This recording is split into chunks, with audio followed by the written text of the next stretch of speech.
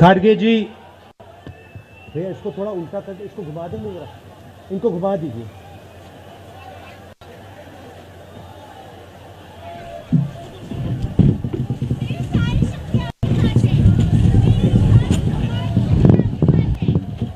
खारगे जी, कमल हसन जी, वेणुगोपाल जी, शक्ति सिंह गोहिल जी, Anil ji, stage पे Congress party के senior नेता, हमारे प्यारे कार्यकर्ता, भाइयों और बहनों, प्रेस के हमारे मित्रों, आप सबका यहां बहुत बहुत स्वागत, नमस्कार। आपने इतना समर्थन इस यात्रा को दिया, इतनी मदद की, इतनी शक्ति आपने हमें दी, इसके लिए मैं सबसे धन्यवाद करना चाहता हूं, दिल से धन्यवाद करना चाहता हूं।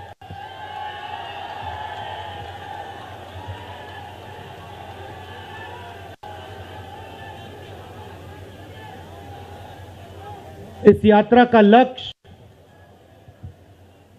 भारत को जोड़ने का है।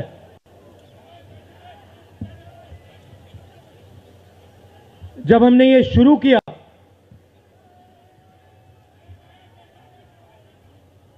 कन्याकुमारी में यात्रा शुरू की, तो मैं सोच रहा था कि नफरत को मिटाने की जरूरत है, और मेरे दिमाग में था कि इस देश में सब जगह नफरत फैली हुई है, मगर जब मैंने चलना शुरू किया तो सच्चाई बिल्कुल अलग थी। मैंने मीडिया के बारे में कहा, शुरुआत में कहा कि हमारे दोस्त हैं,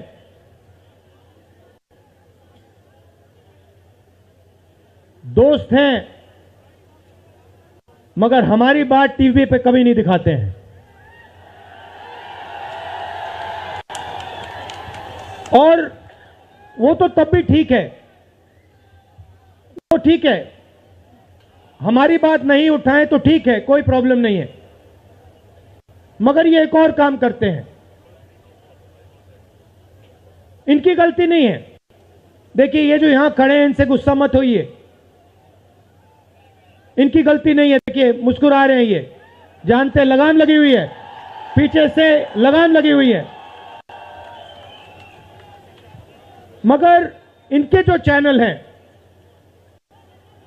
ये भी नफरत फैलाने का काम करते हैं। 24 घंटा हिंदू मुस्लिम, हिंदू मुस्लिम, हिंदू मुस्लिम, हिंदू मुस्लिम, हिंदू मुस्लिम। ये सच्चाई नहीं है भाइयों और बहनों। मैं चला हूं कन्याकुमारी से यहां तक, ये सच्चाई नहीं है। ये मीडिया में चलाया जाता है, फैलाया जाता है। ये देश एक है। इन सड़कों पे लाखों लोगों से मिला हूं, सारे के सारे एक दूसरे से मोहब्बत करते हैं, प्यार करते हैं, गले लगते हैं।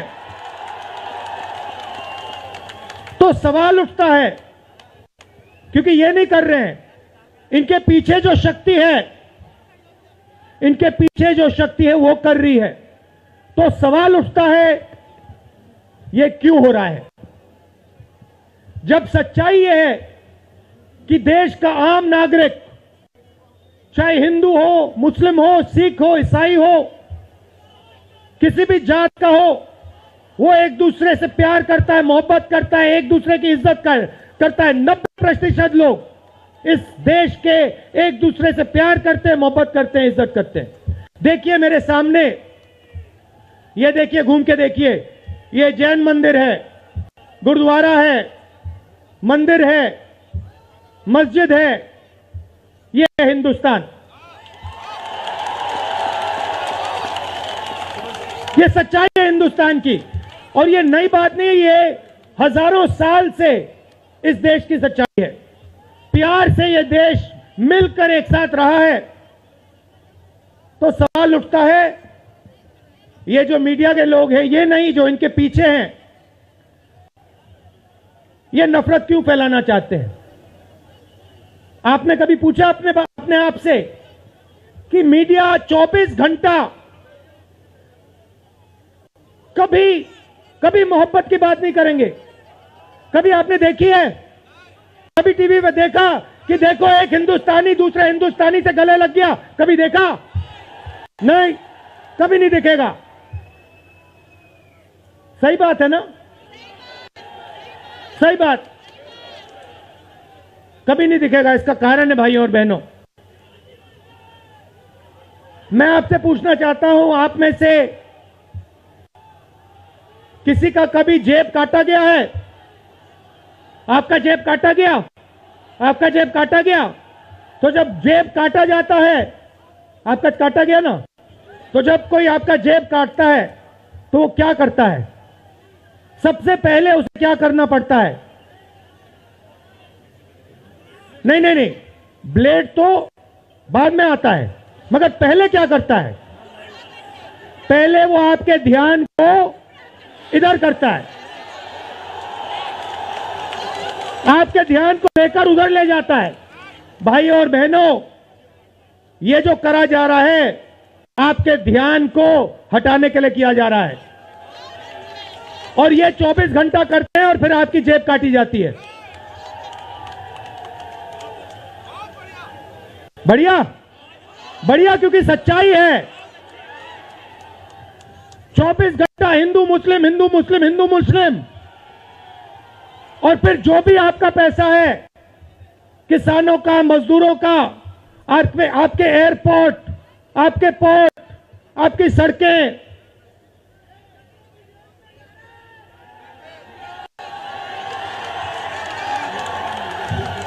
सीधा किसके जेब में? इनके मालिक के जेब में। इनको कौन चलाते हैं? नाम बताओ।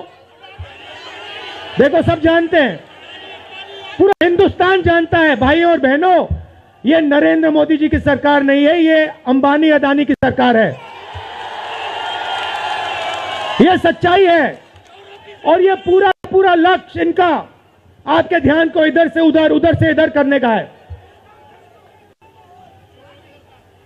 मैं 2800 किलोमीटर चला हूं, 2800। मुझे कहीं नफरत नहीं दिखी, कहीं हिंसा नहीं दिखी, कहीं मारपीट नहीं दिखी, मगर जब मैं इनका टेलीविजन खोलता हूं, 24 घंटे मुझे मारपीट, हिंसा, नफरत दिखाई देती है। क्यों? क्योंकि ये आपका ध्यान इधर से उधर ले जाना चाहते हैं। जो सच्चे मुद्दे हैं उस पे आपका ध्यान गलती से ना चला जाए। जैसे जब कोई आपकी जेब काटता है, वो चाहता है कि आपका ध्यान आपके जेब पे गलती से भी ना चला जाए। ये हो रहा है इस देश में। तो आपका ध्यान कहां जाना चाहिए? मैं आपको बताता हूं। सबसे पहले आपका ध्यान जो हिंदुस्तान के युवा हैं उनकी ओर जाना चाहिए। आप किसी भी युवा से पूछ लीजिए, वो आपको बताएगा, मैंने इंजीनियरिंग की, मैं डॉक्टर बनने के लिए पढ़ा, मैंने आईएएस के लिए तैयारी की, मैं जज बनने की कोशिश कर रहा था। पूछो क्या किया? पढ़ाई की, कितने साल की? स्कूल, कॉलेज, यूनिवर्सिटी सब पढ़ लिए, और फिर क्या हुआ? आज क्या करते हो? मजदूरी करता हूं, पकौड़े बनाता हूं।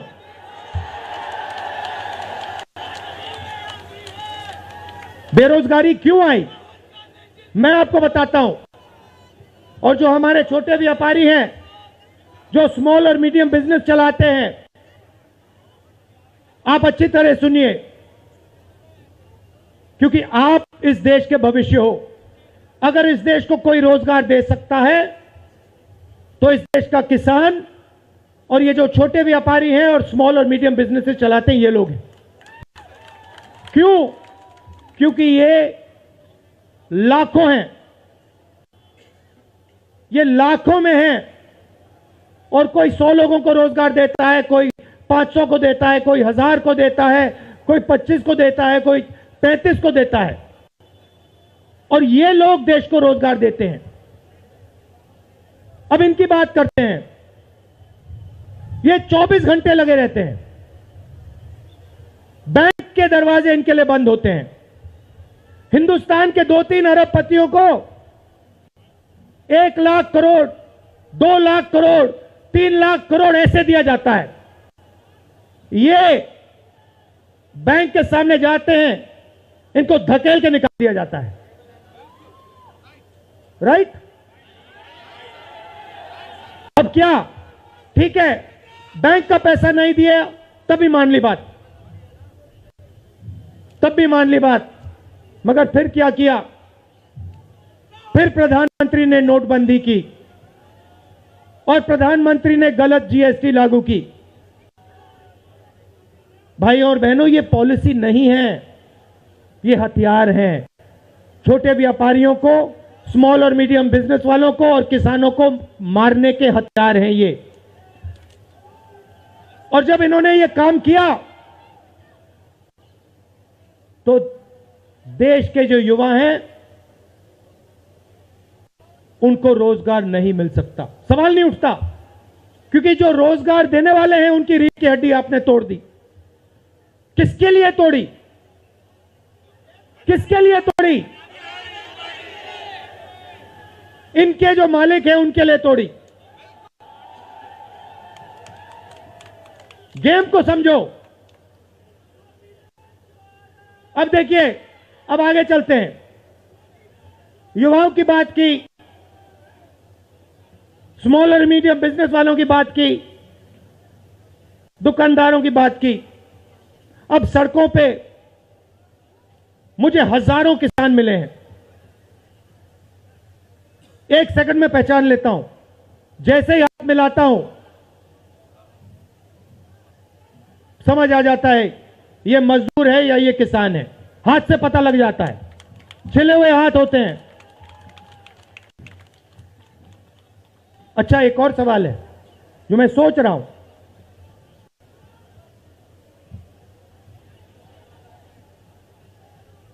प्रेस वाले ने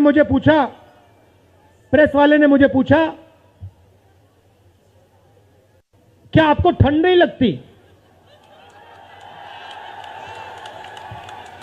और मैंने सोचा ये मुझसे पूछ रहे हैं, हिंदुस्तान के किसान से क्यों नहीं पूछते?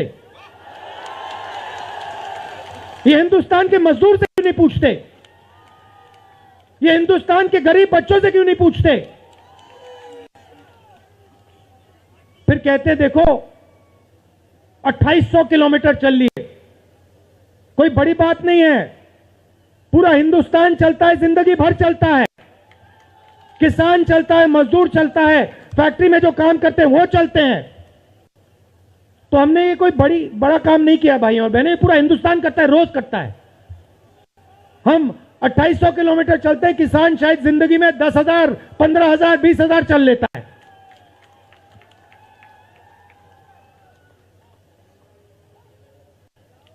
तो मैं चाहता हूं कि ध्यान सही जगह जाए। अब बीजेपी ने धर्म की बात उठाई है, हिंदू धर्म की बात करते हैं। मैं आपसे पूछना चाहता हूं, हिंदू धर्म में कहां लिखा है कि गरीबों को, कमजोर लोगों को कुचलना चाहिए? कहां लिखा है? कहां लिखा है कि कमजोर लोगों को मारना चाहिए? कहां लिखा, मुझे बताओ। मैंने तो कहीं नहीं पढ़ा। मैंने गीता पढ़ी है, उपनिषद पढ़े हैं, कहीं नहीं पढ़ा मैंने।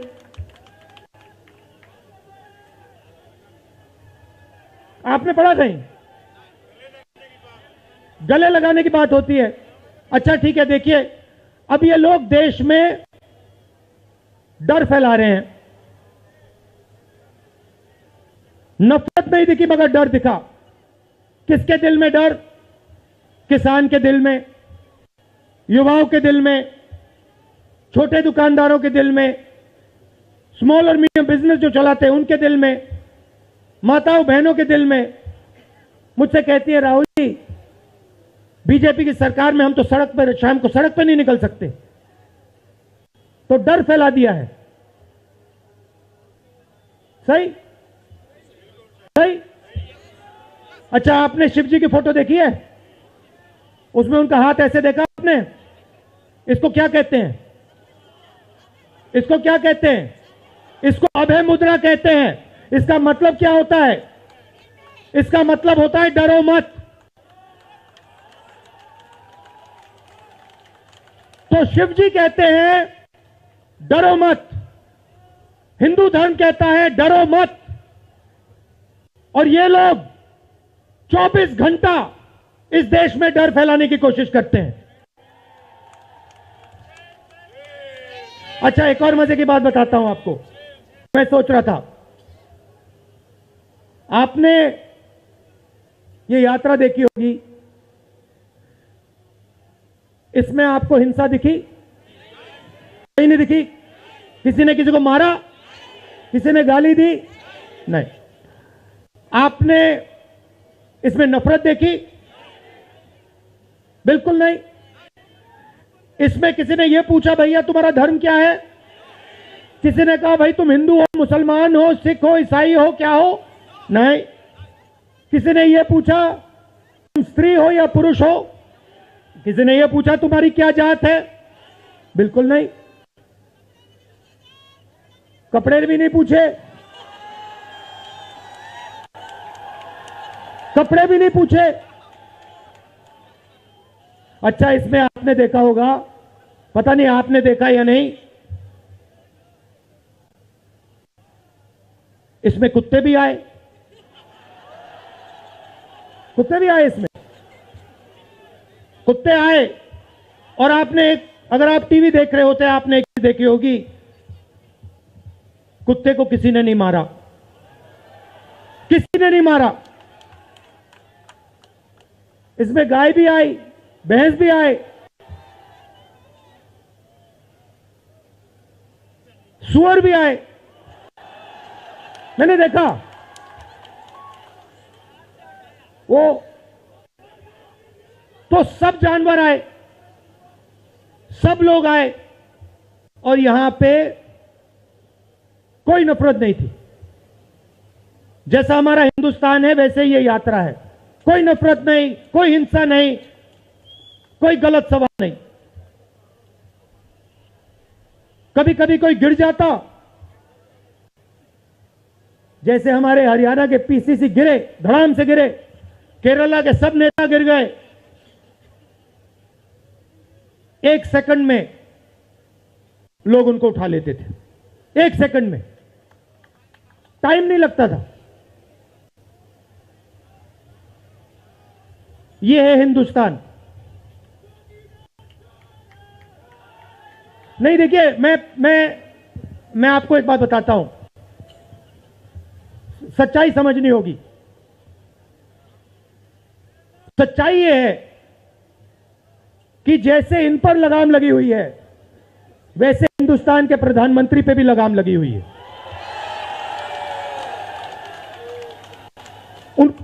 उनकी गलती नहीं है, वो संभाल नहीं पा रहे हैं, कंट्रोल नहीं कर पा रहे हैं, उनको कंट्रोल कर दिया है। नहीं, मैं सच बोल रहा हूं, मैं सच बोल रहा हूं। क्योंकि आप देखिए, एयरपोर्ट भी उनके, पोर्ट भी उनके, एग्रीकल्चर के स्टोरेज डिपो भी उनके, और क्या उनका, हाँ, लाल किला भी उनका, लाल किला भी उनका, सारे के सारे पब्लिक सेक्टर की कंपनियां उनकी, और क्या उनका, रेलवेज उनकी,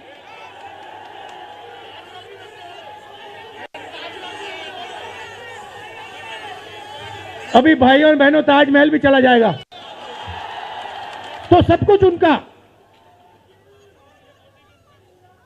तो ये देश की सच्चाई है। हाईवे भी उनके, सेलफोन भी उनके,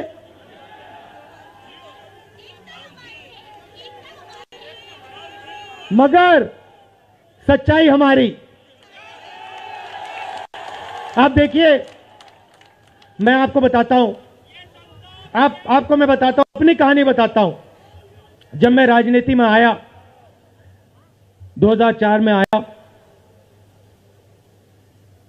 हमारी सरकार थी, चुनाव जीते थे, और ये प्रेस वाले 24 घंटा मेरी प्रशंसा करते थे। 24 घंटा, 24 घंटा राहुल गांधी, राहुल गांधी, राहुल गांधी, राहुल गांधी। फिर मैंने क्या किया, मैं चला गया भट्टा परसोल। नहीं सुनो, आपको समझना है ये है क्या। मैं भट्टा परसोल गया और मैंने किसानों का जो जमीन का मामला है उसको छेड़ दिया। और भाई और बहनों, जैसे ही मैंने किसानों का जमीन का मामला छेड़ा, वैसे ही ये मेरे पीछे पड़ गए। उसके बाद जमीन अधिग्रहण बिल, भट्टा परसोल के बाद जमीन अधिग्रहण बिल लाया, कांग्रेस की सरकार लाई। उसके बाद तो पूरा फुल टाइम 24 घंटा मेरे पीछे पड़ गए। प्रधानमंत्री जी ने, बीजेपी ने, मैं आपको सच्चाई के बारे में बताना चाह रहा हूं, प्रधानमंत्री ने, बीजेपी ने हजारों करोड़ रुपए लगा दिए मेरी छवि को खराब करने में। हजारों करोड़ रुपए। और आपने देखा होगा, मैंने एक शब्द नहीं बोला, बिल्कुल चुप, बिल्कुल चुप। मैंने एक शब्द नहीं बोला। मैंने ये नहीं बोला भैया ये गलत बोल रहे हैं, ये ठीक नहीं है ना, मैं बिल्कुल चुप, चुप। क्योंकि मैंने कहा चलो देखता हूं कितना दम है, और लगाया। पूरी की पूरी मीडिया लग गई, व्हाट्सएप पे लगाया, फेसबुक पे लगाया, सब जगह 24 घंटा राहुल गांधी के बारे में। कुछ नहीं बोला मैंने, पूरे देश में फैला दिया। और फिर एक महीने मैंने आपको सच्चाई दिखा दी, और पूरा पूरा खत्म। देखो सच्चाई कैसे काम करती है। सच्चाई को छुपाया नहीं जा सकता है, कहीं ना कहीं से सच्चाई बाहर आ जाती है। और यह यात्रा हिंदुस्तान को जोड़ने की है। क्यों? क्योंकि इस नफरत से, इस डर से हमारे प्यारे देश को नुकसान हो रहा है।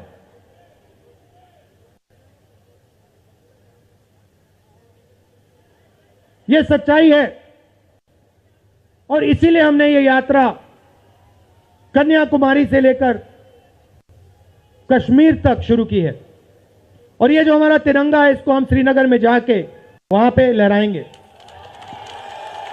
और आप में से हजारों लोग हमारे साथ चलोगे, हजारों लोग चलोगे।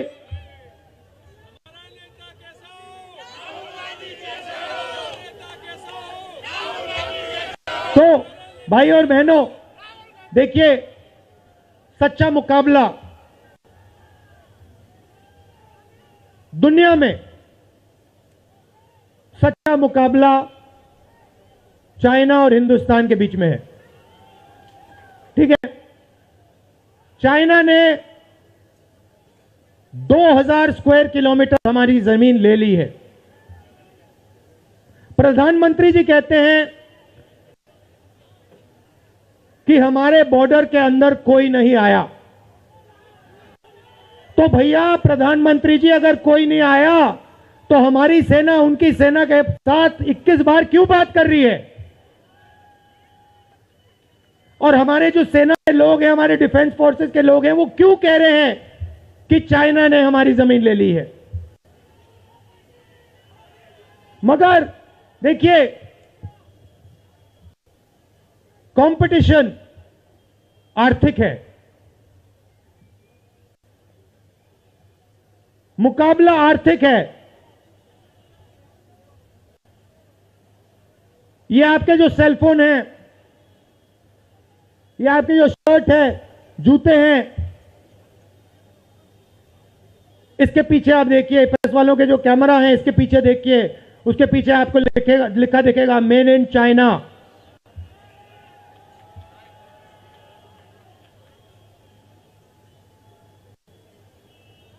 हमें शर्ट के पीछे, सेलफोन के पीछे, जूतों के नीचे मेड इन इंडिया लिखना है। और एक ऐसा दिन आना चाहिए जब शंघाई में कोई युवा नए जूते खरीदे, उसके नीचे देखे made in new Delhi India. ये हिंदुस्तान चाहिए, इसी से हमारे युवाओं को रोजगार मिलेगा। तो ये करना ही पड़ेगा, चॉइस नहीं है। और ये हम करके दिखा देंगे। ये देश कर सकता है, करके दिखा सकता है। आप सब ने इतना प्यार दिया,